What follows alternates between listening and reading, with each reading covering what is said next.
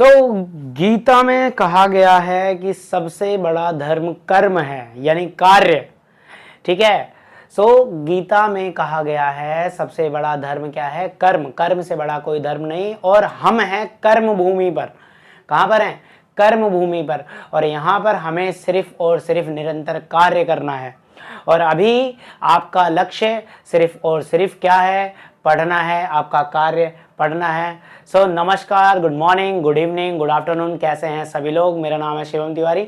बेटा, आज का जो हमारा चैप्टर रहने वाला है क्लास 9th के लिए है और इसका नाम है कार्य तथा ऊर्जा, यानी कर्म, यानी वर्क एंड एनर्जी। साइंस क्या कहती है कार्य के बारे में और एनर्जी को किस तरह से डिफाइन करती है? बेटा, इस चैप्टर में हम यही सीखने वाले हैं। आप सभी लोगों का बहुत बहुत स्वागत है। हाँ, मैं आपको एक थोड़ा सा बता दूं कि बेटा इस चैप्टर के अंदर आज जो हमारा पार्ट 1 होने वाला है वो इंट्रोडक्शन लेक्चर होने वाला है। और इंट्रोडक्शन लेक्चर के अंदर मैं आपको बताऊंगा वर्क क्या होता है, वर्कडन क्या होता है और एनर्जी क्या होती है, उसकी बेसिक डेफिनेशंस क्या है। ठीक है। और पार्ट 2 में मैं आपको काइनेटिक और पोटेंशियल एनर्जी के बारे में बताऊंगा, जहां पर उसके न्यूमेरिकल के साथ हम उसको डिस्कस करेंगे। और पार्ट 3 में हम पावर को पढ़ के इस चैप्टर को करेंगे खत्म। अच्छा, आपसे एक छोटी सी रिक्वेस्ट है कि वर्क एंड एनर्जी ये वाला चैप्टर अगर आप देखना चाह रहे हैं या देख रहे हैं, समझ रहे हैं, सो प्लीज मेक श्योर आपको force and laws of motion और मोशन वाला चैप्टर आना चाहिए, क्योंकि वहां की जितनी भी टर्म्स हैं, वेलोसिटी, इनिशियल वेलोसिटी, फोर्स वगैरह, तो ये सारा टर्म्स यहाँ पर डायरेक्ट यूज होगा। तो मैं आपको यहाँ पर बताने में वीडियो को लंबा ना हो जाए, इसलिए टाइम वेस्ट नहीं करूंगा।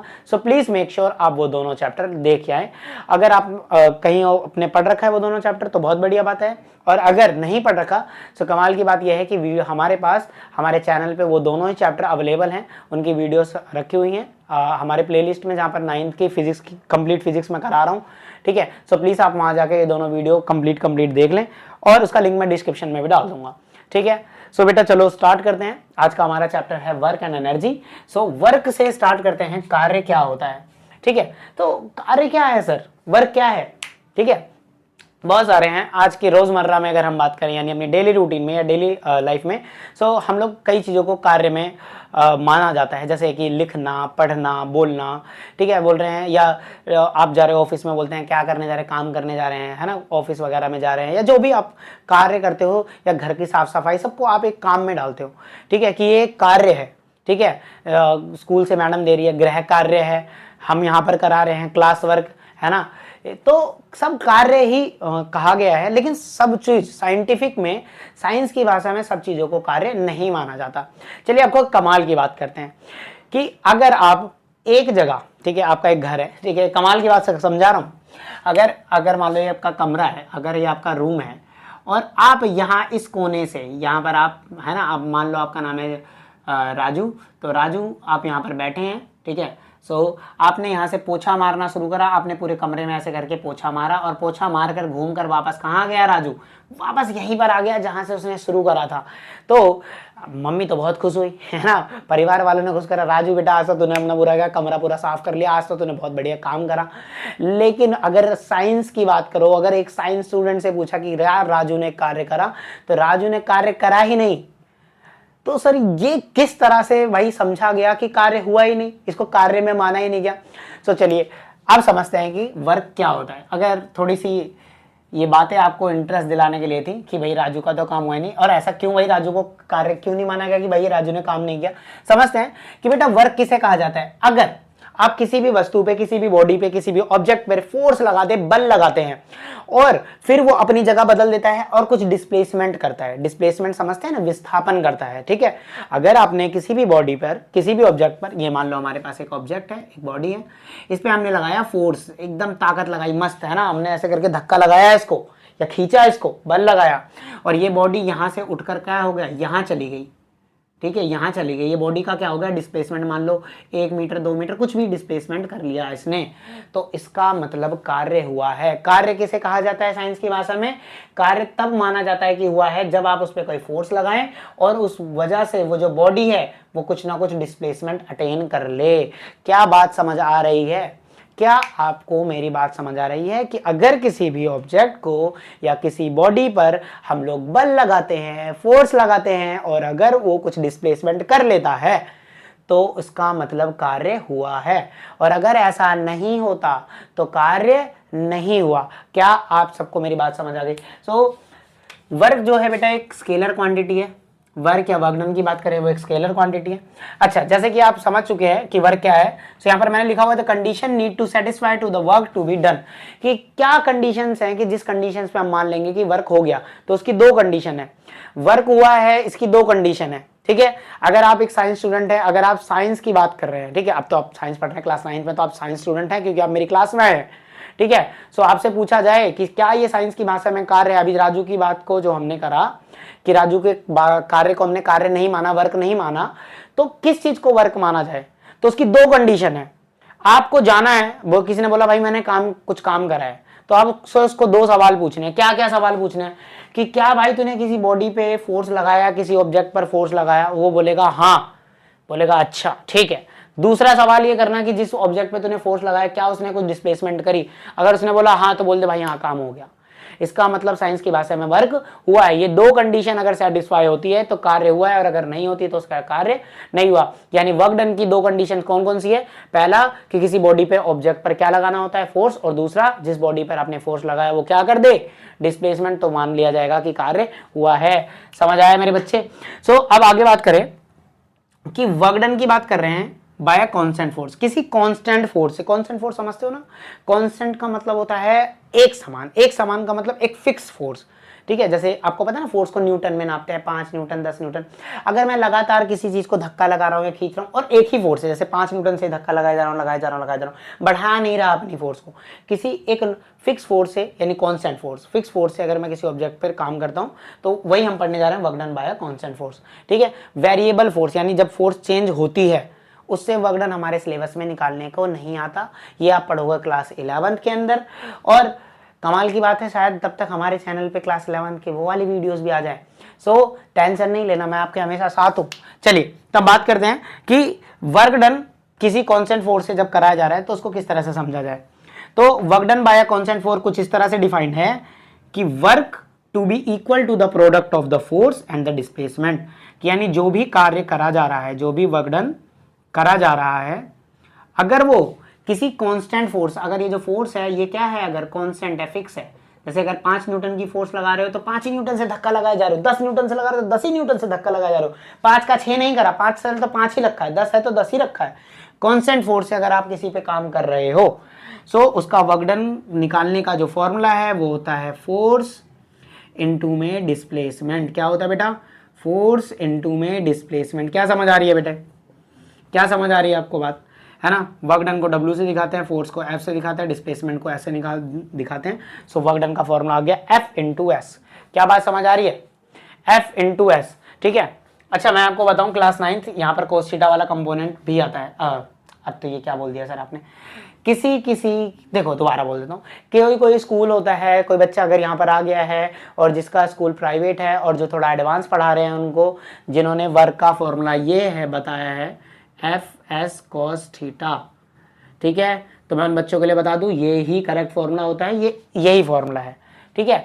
और जो बच्चे यहाँ पर अभी नॉर्मल एनसीईआरटी से पढ़ रहे हैं, जो एडवांस वगैरह नहीं पढ़ रहे हैं, सो प्लीज़ आप लोग इसी पे ध्यान दो, भूल जाओ ये क्या है, क्योंकि ये बेटा ट्रिग्नोमेट्रिक फंक्शन है, मैथ का फंक्शन है, अभी आपने सीखा ही नहीं तो आपको कहाँ से समझ आएगा, ठीक है। और अगर आप लोगों में बस मैं ये बताना है कि कई बार ना बच्चे अभी अगर आप पूछ लो कि सर मेरे स्कूल में तो ये सिखाया गया है, क्या ये गलत है, तो मैं आपको यही बताना है कि गलत नहीं है, वो जैसा सिखा रहे हैं वो ठीक है, बट यहाँ पर मैं इसकी बात नहीं करूँगा तो मैं इसको मिटो देता हूँ, ठीक है। बाकी बच्चे जरा ध्यान दो, वापस आ जाओ। तो सिंपल सी बात थी, भूल जाओ, अगर नहीं समझ आया तो भूल जाओ मैंने क्या बोला, ये वाली बात भूल जाओ, ठीक है। जिनके स्कूल में है वो याद रखो, जिसके स्कूल में नहीं है भूल जाओ मैंने क्या बोला। खैर, तो work done by the constant force कैसे निकाला? किसी भी कांस्टेंट फोर्स से अगर आप किसी का वर्क डन कर रहे हो तो उसको निकालने का सिंपल सा तरीका है वर्क डन बराबर फोर्स इनटू में डिस्प्लेसमेंट, ठीक है। अच्छा वर्क डन या वर्क की क्या एसआई यूनिट होती है बेटा? इसकी एसआई यूनिट होती है जूल। क्या होती है? जूल। और आप इसको न्यूटन मीटर भी बोल सकते हो।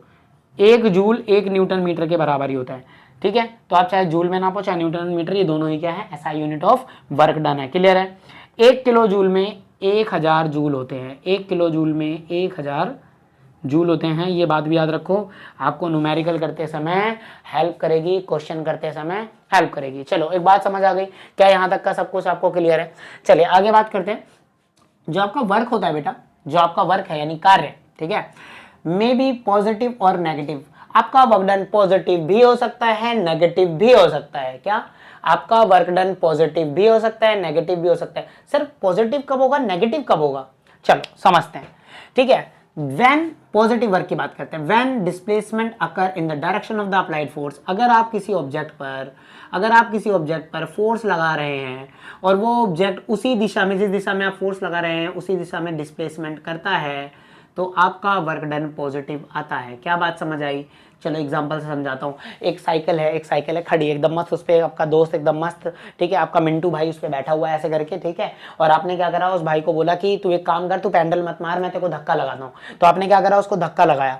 तो ये आपका मिंटू भाई, ये साइकिल ही मान लो, ये साइकिल है, मिंटू भाई इसमें बैठे हुए हैं और आप उनके जो भाई हो, आप इसको क्या कर रहे हो, पीछे से धक्का लगा रहे हो। और आप जहां जैसे धक्का लगा रहे हो, जिस दिशा में धक्का लगा रहे हो उसी दिशा में क्या हो रहा है, डिस्प्लेसमेंट हो रहा है। जिस दिशा में आप धक्का लगा रहे हो उसी दिशा में क्या हो रहा है, डिस्प्लेसमेंट। यानी कुछ समझो ना, आप जिस दिशा में फोर्स लगा रहे हो, है ना, तो वो साइकिल आगे बढ़ रही है, यानी कमाल की बात है, बढ़िया बात है भाई, वर्क पॉजिटिव हो रहा है। यानी आपका फोर्स का जो आप उस पर बल लगा रहे हो उसका उपयोग करा जा रहा है, उसका इस्तेमाल करा जा रहा है, उसकी वजह से आपका मिंटू भाई खुश है ना। अगर मिंटू भाई खुश है तो फिर वर्क डन तो कैसा आएगा, पॉजिटिव आएगा ना भाई। आ रही है क्या बात समझ में? आ रही है ना। चलो नेगेटिव वर्क को समझते हैं, when the displacement of the body occur in the opposite direction of that applied force. क्या मतलब है कि भाई आपने क्या करना है, कोई ऑब्जेक्ट है, आप उस पर लगा रहे हो फोर्स इस तरफ और उसका डिस्प्लेसमेंट हो रहा है उल्टा। समझ नहीं आया सर, ऐसे कैसे हो सकता है कि हम फोर्स लगा रहे हैं इधर और डिस्प्लेसमेंट हो जाए इधर। एक काम करो, आपका मिंटू भाई साइकिल पे बैठा था, थोड़ा उसको बड़ी बात करते हैं, उस भाई को बिठा दिया हमने कार में छोड़ो, चल ट्रेन में बिठा दिया, ठीक है। हमने क्या करा, ये है ट्रेन में बैठे हैं मिंटू भाई, ठीक है, ट्रेन में बैठे हैं मिंटू भाई और ट्रेन चल रही है इस दिशा में, ठीक है। चलो ऐसे समझते हैं, ट्रेन चल रही है इस दिशा में, ये डिस्प्लेसमेंट की दिशा क्या है, ये ट्रेन चलेगी इस तरफ, ठीक। ट्रेन में भाई बैठे मिंटू भाई चलेंगे इधर, ट्रेन क्योंकि चल रही है इधर, अभी मतलब चली नहीं है, अभी रुकी हुई है, अभी चलेगी, ठीक है। आपने क्या करा, आपने बांध दी यहाँ रस्सी, ट्रेन पे बांध दी रस्सी, और आप जो कि आप है ना मस्त, ऐसे करना मत भाई, बहुत मुश्किल हो जाएगी। कहीं तुम ट्रेन में रस्सी बांध के खींच रहे हो और ट्रेन चल पड़ी तो तुम भी चल पड़ोगे, फिर बोलोगे कि हम तो वहाँ पे आए थे VR जीनियस में पढ़ने और सर ने बताया था ऐसे ऐसे, नेगेटिव वर्क चेक करने आए थे, हम चेक हो लिए, हम खुद ही नेगेटिव हो गए। तो प्लीज़ ये जानलेवा जोखिम भरा है, ये सिर्फ खतरों के खिलाड़ियों में ही देखने को मिलता है, वो भी एक्सपर्ट्स के साथ। ठीक है। सो क्या, अगर आपने रस्सी बांध दी बेटा और आप इसको लगा रहे हो फोर्स, है ना, आप मस्त ऐसे ट्रेन को खींच रहे हो, है ना, क्या पागलों वाली बात बोल रहा हूँ ना। लेकिन कोई बात नहीं, समझने के लिए तो समझना पड़ता है ना, साइंस विजुअलाइजेशन का खेल है। तो आपने क्या करा, मस्त रस्सी पकड़ी, ट्रेन को खींच रहे हो अपनी तरफ, लेकिन ट्रेन अब चल पड़ी, अब ट्रेन जा रही है आगे, है ना। अब आप, अगर आपसे पूछा जाए, जो रस्सी पकड़ के खींच रहे, खींच तो आप रहे हो, क्या आप फोर्स नहीं लगा रहे, तो सब जवाब आएगा सर मैं फोर्स लगा रहा हूं, वो बहुत कोशिश कर रहा हूं इधर खींचने को। अब जाहिर सी बात है तुम खींच तो पाओगे नहीं ट्रेन को, कार ले लो, कार को भी खींच नहीं पाओगे, ठीक है। सर मैं पूरी कोशिश कर रहा हूँ, मैंने रस्सी बांधी, इधर खींचना, मिंटू भाई बैठे हैं आराम से ट्रेन में या कार में, मस्त ट्रेन और कार चल रही है उधर, यानी डिस्प्लेसमेंट, आप वो मत सोचो, यानी वो चीज इस तरफ डिस्प्लेसमेंट हो रहा है, ठीक है, इस तरफ हो रहा है डिस्प्लेसमेंट, और आप लगा रहे हो फोर्स, तो क्या आपकी फोर्स से मिंटू भाई को कोई हेल्प हो रही है? नहीं, आप तो उल्टी दिशा में फोर्स लगा रहे हो और जिसका वर्क सारा वेस्ट हो जा रहा है, नेगेटिव काम हो रहा है, पॉजिटिव नहीं। हाँ, आपके वर्क लगाने से अगर ट्रेन इधर खिंच जाती तो पॉजिटिव वर्क होता है, लेकिन हुआ नहीं। यानी जिस दिशा में फोर्स लगाई जा रही है, अगर फोर्स इस दिशा में लगाई जा रही है और डिस्प्लेसमेंट उल्टी जगह में हो रहा है, ठीक है, दोबारा सुनो, फोर्स अगर इस दिशा में लगाई जा रही है और डिस्प्लेसमेंट इस दिशा में हो रहा है, उल्टी दिशा में, अपोजिट डायरेक्शन में हो रहा है, तो वर्क कैसा होगा? नेगेटिव होगा। बड़ी सिंपल सी बात है, तब क्या होगा, वर्क हमारा नेगेटिव होगा। क्या बात है, समझ आ गया बेटा। जो वर्क होता है ना, ये जीरो भी होता है, work done will be zero, है, काम भी जीरो होता है। हाँ भाई, जीरो होता है, अभी बताया तो था, शुरुआत करते ही मैंने बताया राजू ने कोई कार्य ही नहीं करा, उसी एग्जांपल से समझ लो, बात खत्म हो जाएगी। अब एक बात बताओ, वर्क का फॉर्मूला क्या होता है? वर्क का फॉर्मूला होता है फोर्स इनटू में डिस्प्लेसमेंट, यही होता है भाई, फोर्स को डिस्प्लेसमेंट से कर दो, मल्टीप्लाई आ जाएगा वर्क, यही तो मैंने फॉर्मूला बताया। अब मान लो भाई वही वाली बात, राजू ने क्या करा, राजू की बात कर लेते हैं, ये रहा यहाँ कोने में बैठा है, देखो राजू इसलिए बोलता हूँ यार, बता दूँ, कई बार वीडियो में बता चुका हूँ, इसको बनाना आसान होता है, इसके दो ऐसे बनाओ, इसके दो बाल बनाओ, ये भीम का राजू बन जाता है, इसलिए खैर, तो यहाँ पर आपने ये जो मस्त यहाँ पर राजू इस कोने से इसने पोछा मारना शुरू करा और घूमकर वापस इसी कोने में आ गया। आपको पता है कि अगर आप किसी एक पोजीशन से पॉइंट ए से अगर चलते हो और चलकर दोबारा पॉइंट ए पर वहीं आ जाते हो तो डिस्प्लेसमेंट क्या होता है? जीरो होता है। वर्क का फॉर्मूला होता है फोर्स इंटू डिस्प्लेसमेंट। अगर डिस्प्लेसमेंट जीरो है तो जीरो से फोर्स को मल्टीप्लाई करोगे, वर्क डन क्या आएगा? जीरो आएगा। यही तो बोला भाई मैंने, यही तो मैंने बोला, वर्क डन जीरो हो गया। यानी वर्क डन जीरो हो सकता है किस कंडीशन में? जब डिस्प्लेसमेंट क्या हो जाए? जीरो हो जाए। Displacement zero, work zero. और डिस्प्लेसमेंट जीरो कैसे हो सकता है? आप घूमकर वहीं वापस आ जाओ। भाई आपने क्या करा? आपने काम करा भाई, आप स्टेशन पे खड़े थे पॉइंट ए जगह पर।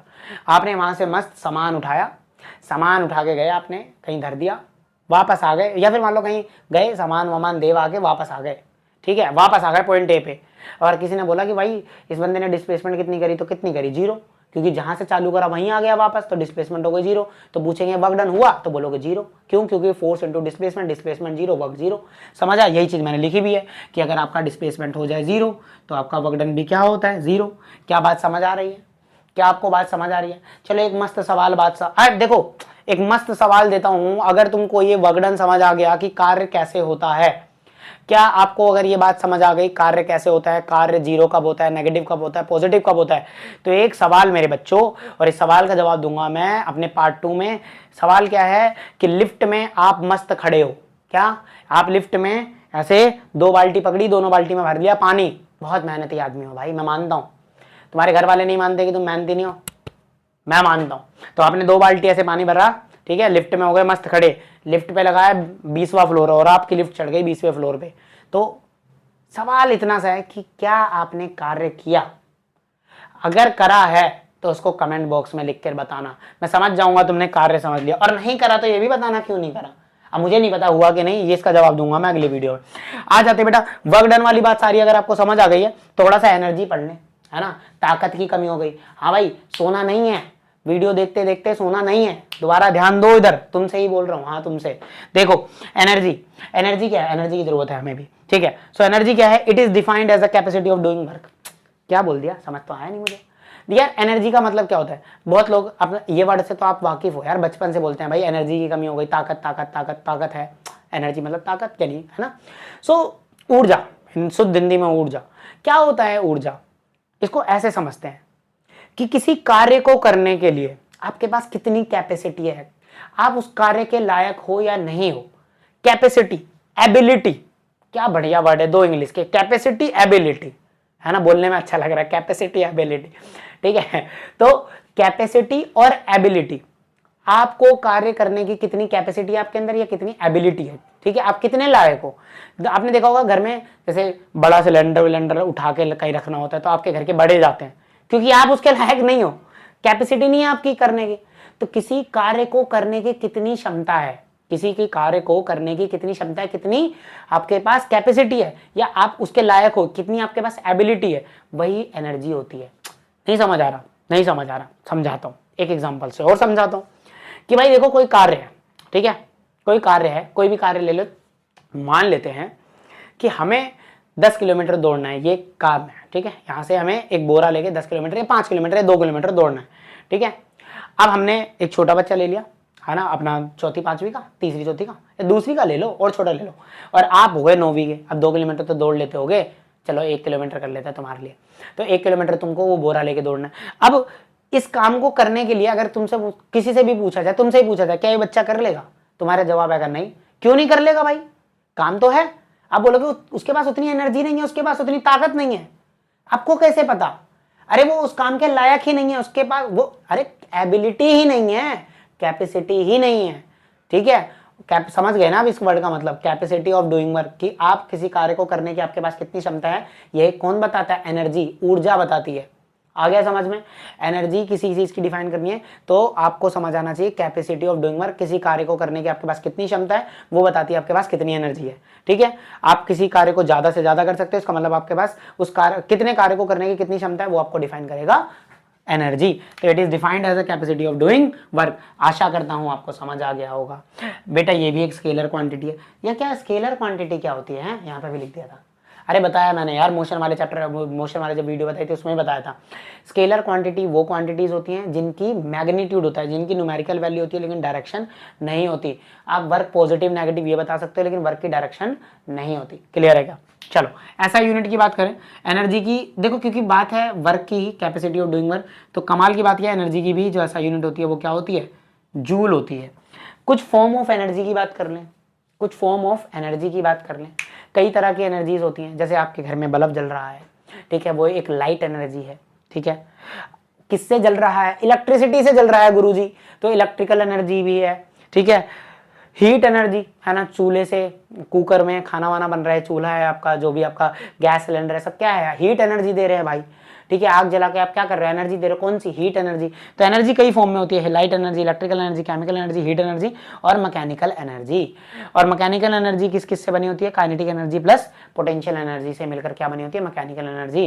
तो मैकेनिकल एनर्जी के लिए कंफ्यूज नहीं होना, क्योंकि अगला लेक्चर पूरा मैकेनिकल एनर्जी, काइनेटिक और पोटेंशियल पे रहने वाला है। तो आशा करता हूं ये सारी बातें आपको समझ आ गई। अब हम 2-4 प्यारे प्यारे इस वर्क डन पे न्यूमेरिकल करेंगे और आज के वीडियो में क्या करेंगे, इसको खत्म, तो खत्म मतलब वीडियो को समाप्ति करेंगे। तो जल्दी से अगर आपको लिखना है तो स्क्रीनशॉट ले लो उसका, देन हम न्यूमेरिकल की तरफ चलते हैं। तो जरा देखो बच्चे, आ जाते हैं, हमारे पास 4 क्वेश्चंस हैं, फटाफट से इन चारों क्वेश्चंस को देखते हैं और कैसे होंगे इनको करते हैं। तो जरा ध्यान दो, ठीक है। पहले आप लोग, मैं तो कहूंगा कि वीडियो को रोक के खुद से ट्राई करा करो, और नहीं हो तो कोई बात नहीं, हम तो है ही। कह रहा है if a force of 10 newton produce a displacement of 2 metre in the body in its own direction, calculate the work done of the body. क्या कह रहा है? पहला क्वेश्चन देखो जरा बच्चे, क्या समझो फटाफट। आपको फोर्स गिवन है, कितना दे रखा है? देखो 10 न्यूटन, ठीक है। आपको डिस्प्लेसमेंट गिवन है, कितना है? 2 मीटर। अब जरा ध्यान से देखो, कह रहा है एक फोर्स लगाई जा रही है 10 न्यूटन की, जिसकी वजह से डिस्प्लेसमेंट आ गया 2 मीटर का, और जिस तरह डायरेक्शन में फोर्स लगाई जा रही है उसी डायरेक्शन में डिस्प्लेसमेंट हुआ। देखो ये लिखा हुआ है, body in its own direction, उसी डायरेक्शन, अपनी ही डायरेक्शन में, जिस जगह फोर्स लगाई उसी डायरेक्शन में, यानी वर्क डन कैसा आएगा? पॉजिटिव आएगा, ठीक है। Calculate the work done on the body. आपको कैसे कैलकुलेट करना है? कैलकुलेट करना है वर्क डन। वर्क डन का फॉर्मूला क्या होता है? फोर्स इनटू में डिस्प्लेसमेंट। तो फोर्स कितना है? 10, डिस्प्लेसमेंट कितना? 2, कितना आ गया आंसर? 20 जूल। क्या आ गया? 20 जूल बोल सकते हो, या फिर आप 20 न्यूटन मीटर भी बोल सकते हो। क्या बात समझ आई क्या मेरे बच्चे? चलो फटाफट से देखते हैं, फटाफट से सेकंड क्वेश्चन भी देखते हैं। क्या बोला है अपने को? A body pulls the string of a toy car horizontally by exerting a force of 7 newton. If the car is displaced by the 1.5 metre, calculate the work done. देखो आपके जैसा ही चिंटू मिंटू बच्चा है, उसने क्या करा है, अपनी टॉय कार ली, उसमें एकदम बांध दी रस्सी और रस्सी से बांध के खींचा। अब वो रस्सी से बांध कर देखो पुल मतलब खींच रहा है। अब जाहिर सी बात है खींच रहा है उस डायरेक्शन में, तो उसी जगह डिस्प्लेसमेंट भी उसी डायरेक्शन में होगा, तो इधर भी वर्क डन कैसा आएगा? पॉजिटिव। देख समझ रहे हो ना, डिस्प्लेसमेंट नेगेटिव भी होता है, डिस्प्लेसमेंट पॉजिटिव होता है, तो डिस्प्लेसमेंट के अकॉर्डिंग ही वर्क डन पॉजिटिव या नेगेटिव होता है, ठीक है। तो भाई फोर्स भी उसी डायरेक्शन में लग रही है तो हमारा डिस्प्लेसमेंट भी उसी डायरेक्शन में। तो समझ गए होगे गिवन क्या क्या है अपने पास? गिवन फोर्स भी है, कितना है भाई? 7 न्यूटन, और डिस्प्लेसमेंट है अपने पास 1.5 मीटर। फटाफट से वर्क डन, मैं तो कहता हूँ अब तो फटाफट से खुद से रोक लो यार वीडियो, अब तो कर लो खुद से। 7 इंटू में 1.5, 15 सत्ते 105 पॉइंट लगा देंगे तो आ जाएगा 10.5 जूल आंसर आएगा। क्या क्लियर है क्या सबको? क्या बच्चे सबको क्लियर है क्वेश्चन नंबर 2 का आंसर? आ जाओ फटाफट से क्वेश्चन नंबर 3 पे। मस्त क्वेश्चन है क्वेश्चन नंबर 3। क्वेश्चन नंबर 3 क्या बोल रहा है? An object of mass 5 kilo, ठीक है। ध्यान से चलो, हमेशा न्यूमेरिकल देखो, आप अभी 9th क्लास में हो, न्यूमेरिकल पहली बार देख रहे होगे, बहुत ऐसे ऐसे ये वर्डिंग्स वाले, तो आपको सवाल को समझते हुए जितना बात समझ आए उतने को लिख लेना होता है फटाफट से।